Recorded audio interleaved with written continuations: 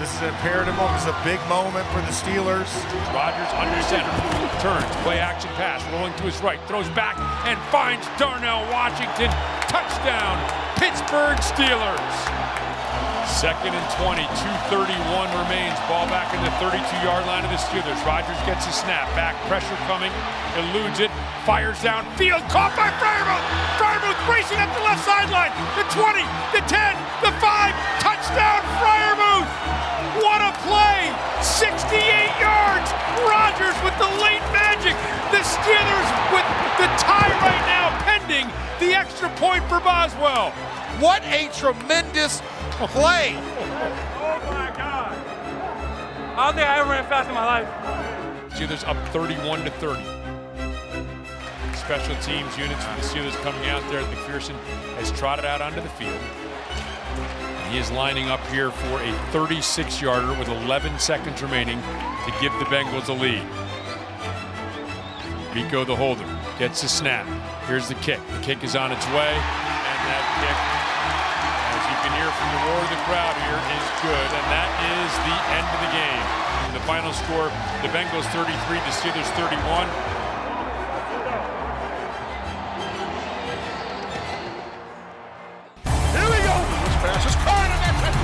That's the way to work. Come on. He's hit and sacked. The Steelers win the football game. Let's go!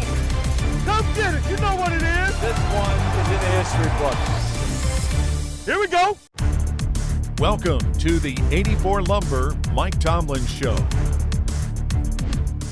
Hi, everybody, and welcome to the 84 Lumber Mike Tomlin Show. I'm Missy Matthews.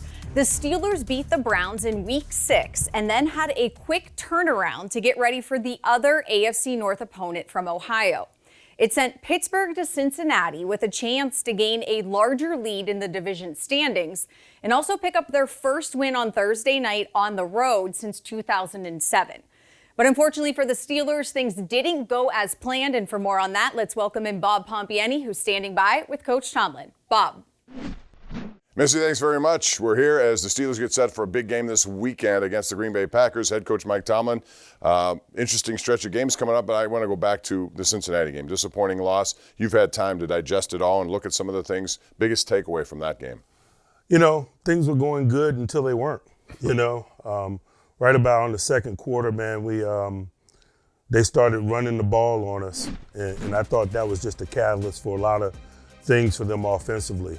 When we stopped the run, we got a chance to be a really good defense. We're in advantageous third down circumstances. We get people behind the sticks. We get an opportunity to create splash. And I thought in the second quarter of that game, when they started to establish the run behind Chase Brown, it really kind of changed the climate and tipped the scales in their favor. Right about the same time, we turned the ball over offensively. And so I just thought that was kind of a recipe for disaster when you're -2 on the road, you're not taking the ball away. You're probably not going to take the ball away when you're not stopping the run. And those kind of go hand in hand, and we turned it over a couple of times. Man, we were working uphill from there. Largely, I thought our guys fought, made some plays, but that's football. If you don't stop the run, if you turn the ball over, if you get penalized, you're gonna mess up the engineering of victory, and we certainly did all of the above. From a schematic point, just explain to people how, when you don't stop the run, how that affects the pass rush, because I think you have to account for this guy now all of a sudden when maybe you didn't have to at first. Yeah, when they're on schedule, they have their whole playbook at their disposal. They can run quick passing game, they can run perimeter run game, alternative screens, etc. And that's why stopping a run is so paramount. People get really limited on second and long and third and long, and from a defensive perspective, that's the mode that you want them in. Less things you have to deal with. You get in more attack mode. 3rd and 2s and 3s and, 2nd and 4s are much more difficult defensively because, again, the offense has their entire playbook at their disposal. You had talked about Joe Flacco, and obviously that was an upgrade for them. They knew it. Everybody knew it. Did you expect it to be that many passes, especially to Chase? I certainly did. They got a lot invested in their offensive talent, particularly at receiver. They can't function unless they're getting the ball to them. And Joe is certainly capable of that. And so I knew that once they got Joe, that they were going to get back to doing what it is that they do, and they did. Your offense, though, scored 31 points. Pat Freiermuth had a big game. He seems to have his best against Cincinnati, but overall, the use of the tight ends has become more and more a part of your game plan. Is that by design? It is. We feel like it gives us an advantage, a leg up in the perimeter run game in particular. And then we have a versatile enough skill set within the position that we're good under all circumstances. Can't say enough about that collective. Pat's always good versus zone teams. Cincinnati plays a lot of zone, and that's why he always seems to have good games or big games against those guys. We talk a lot about Aaron Rodgers, and deservedly so, but in this game it seemed to me that he showed more mobility. He was making throws on the run. The two to Freiermuth, tough windows, he put him in there. Is the mobility aspect of his game even surprised you, or did you expect that from him? No, I think it's always been a component of his game. I think it becomes more evident. It becomes more of an impact in games the more comfortable he gets, and it's obvious with each passing week. He's getting more comfortable not only with his personnel in terms of relationships, who he works with, timing, et cetera, but just an understanding of where people are, schematics, the things that we desire to do, and his role in it. It's all kind of coming together for him. I didn't know if you knew this. I didn't. His throw at the end of the game, he's good at that Hail Mary pass. He threw it 70 yards or so in the air. No one's done that in the NFL in 8 years. That arm is still very much in play. Oh, there's no doubt. I certainly know his arm is capable. I didn't realize that nobody had attempted that in 8 years. Most of the time, you'd like to be a little bit closer. It's good to have somebody like him, if you're not, certainly. Jaylen Warren seemed to be at his best. When he comes back, he's an electrifying runner. Do you want to include him more in all aspects of your game? Yeah, man, he's a viable option for us, but we have a lot of viable options. I just think for us, the strength in the pack is the pack, and Jaylen certainly is a component of that. He played a big game last week, man, and we expect big games from him moving forward. So this is Sunday night. It's under the lights. Throwback uniforms. This is a different throwback that we've seen in the past. Does that even enter your mind? Your wife's into fashion, so she probably has an opinion. It doesn't enter my mind at all. If you hadn't mentioned it to me, I might not have known until I got to the stadium. I get hyper-focused on planning and strategy and divisional labor and matchup-related things, and not that I don't appreciate those things, I certainly do, but it's just low priority for me, particularly from a planning perspective. All right. Big plan, of course, is the Green Bay Packers coming in here 4-1-1. When we come back, Coach D will talk about what they bring to the table and Sunday Night Football, which has been good to the Pittsburgh Steelers. Missy, let's send it back to you. All right, that sounds good, guys. And heading into Week 8, the Packers and the Colts are the two remaining teams left that only have one loss so far this season. And as the guys mentioned earlier, the Steelers are throwing it back to 1933 on Sunday night. The team will be wearing these uniforms to celebrate the city of Pittsburgh and the rich history of Steelers football. Matte gold helmets, beige pants, and block numbers to honor the teams from the 1930s to the 1960s. The 84 Lumber Mike Tomlin Show will be right back.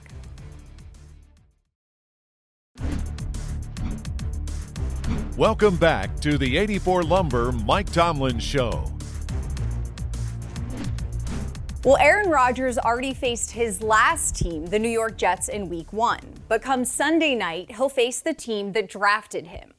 If he beats the Green Bay Packers, Aaron Rodgers will become the 5th starting quarterback to record a win against all 32 teams.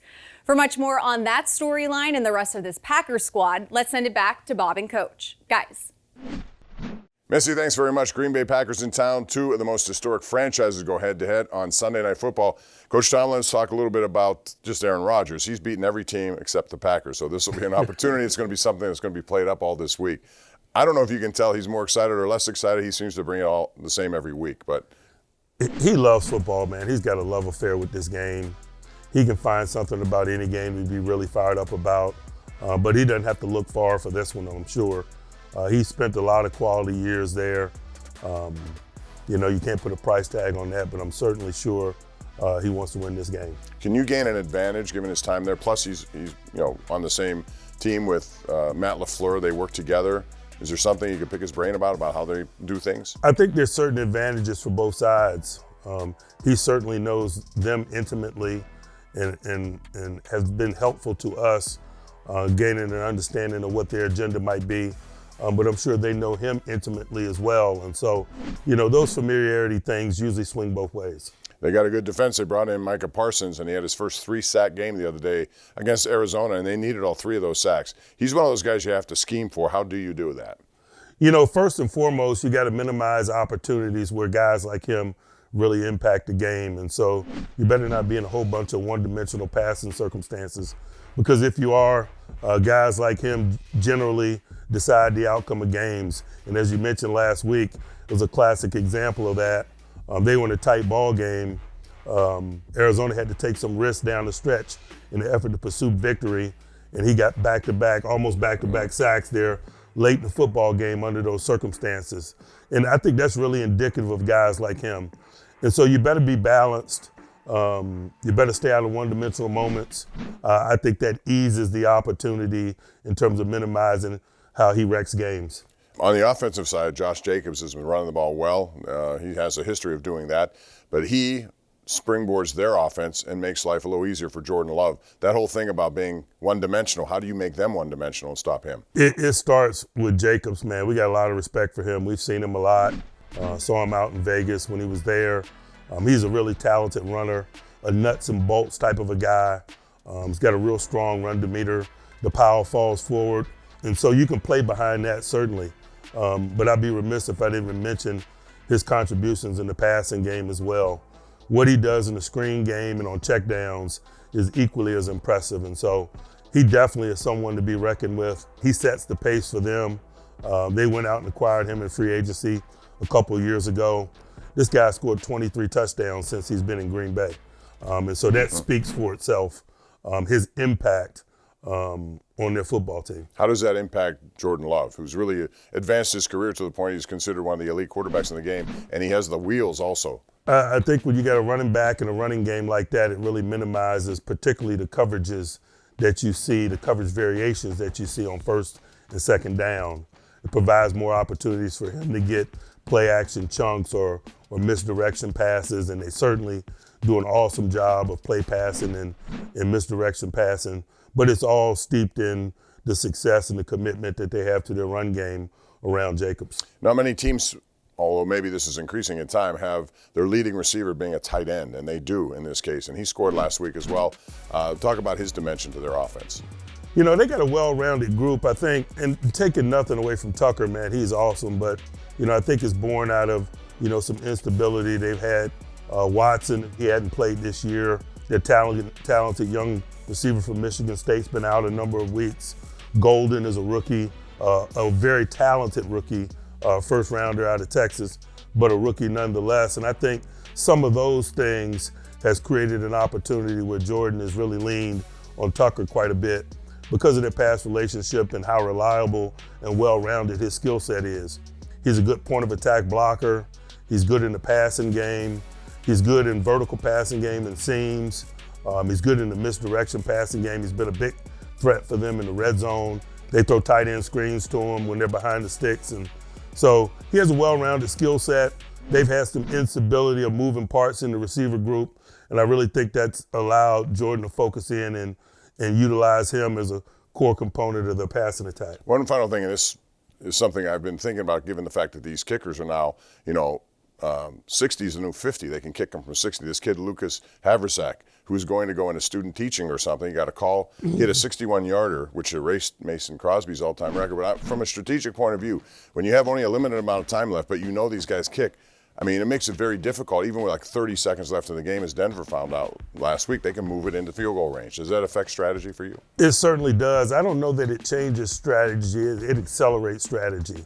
There's usually a field goal line that changes the schematic aggression of a defense. Right. In the past, it could be anywhere from the 40 to 45-yard line. And what you're mentioning, with what's happening of late, I imagine the field goal line is moving closer to midfield. And so things like that happen in the game. We're all adaptable. We better be if we want to have staying power in this thing. There's certain things that you do when you're getting toward the line to gain from a field goal perspective, and under these circumstances, it's just happening a little quicker. And I'd imagine offenses understand that and are digesting that as well. because in those moments, oftentimes you can move fluidly down the field offensively without the threat of pressure until that until is happening probably a little bit faster today. All right, Coach, thanks very much. It's Green Bay and Pittsburgh, two historic franchises coming together on Sunday Night Football. When we come back, it's time for the keys to the game. Missy. All right, thanks so much, Bob. And the Steelers have won their last 6 games here in Pittsburgh against the Packers. Green Bay hasn't recorded a victory in the Steel City since 1970, when Terry Bradshaw and Bart Starr were the respective quarterbacks. And speaking of QBs, Jordan Love and the Packers offense loves to utilize the screen game. Merrill Hodge explains why it's so hard to defend coming up next in this week's Playbook.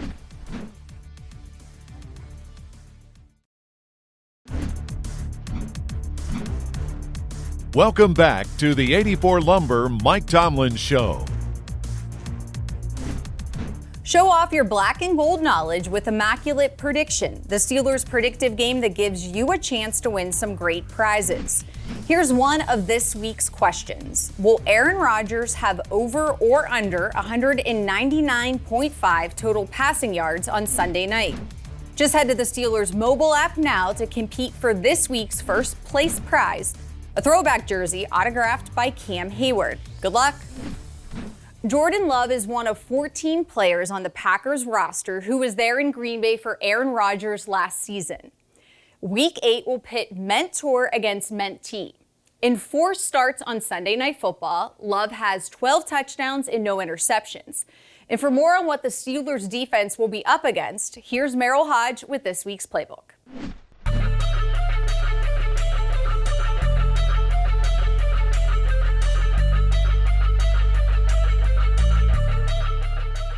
Hi everyone, welcome into the UPMC Rooney Sports Complex for the Playbook presented by Microsoft Copilot.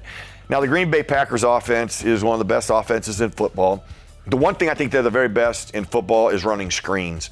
I mean, everybody runs screens, but the Green Bay Packers, as you're going to see, they run screens in a variety of ways and some unique ways that are hard to defend.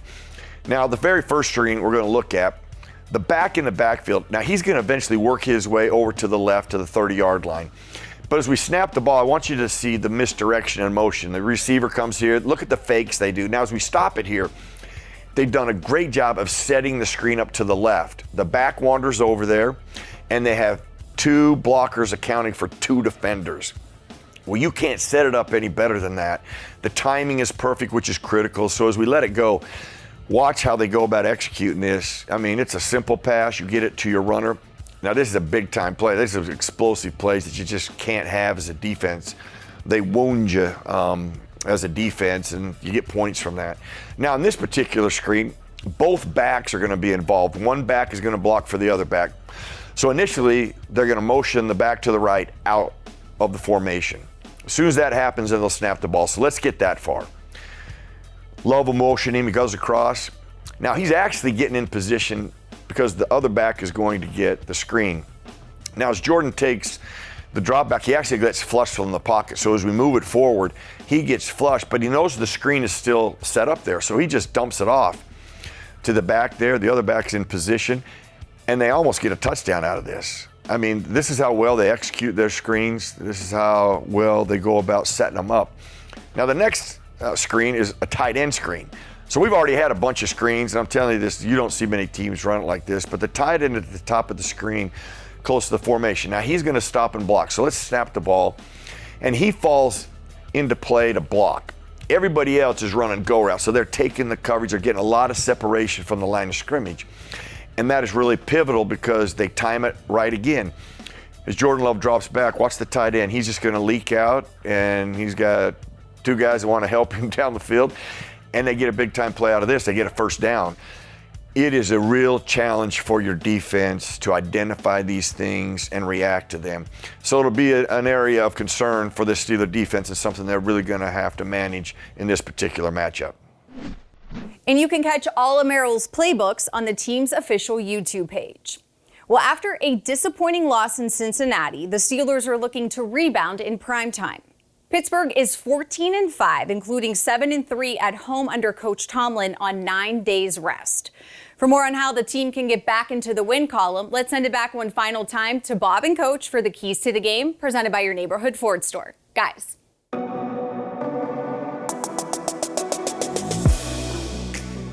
Missy, thanks very much. Should be a great game on Sunday night. Festive atmosphere on a throwback Sunday.